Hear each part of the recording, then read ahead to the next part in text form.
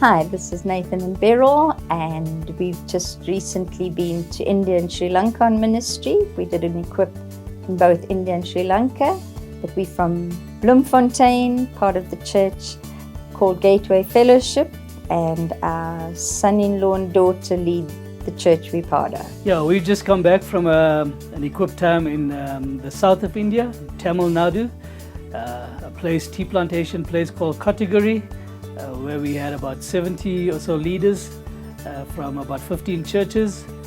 This was our second time in Category with this leadership equip. And last year, at that time, we met a guy that's leading a church that's a refugee from Sri Lanka, 33 years. And he wanted us to do the same equip in Sri Lanka. So this year, straight after India, we went over to Sri Lanka. We had about 95 leaders there and had an amazing time ministering and God doing amazing things in Sri Lanka. The church in Sri Lanka is actually so healthy and well. So the recent attacks there is mainly against foreigners and Christians. So that is an area we could be praying into for Sri Lanka in particular, that the persecution would enrich the church there, that the church in Sri Lanka would grow.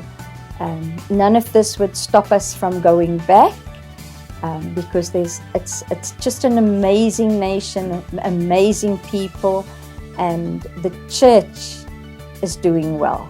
So for Sri Lanka, to pray God's protection over the believers, but that even through the persecution that the church would grow, would become richer, would become mature, ready to be the bride Jesus wants.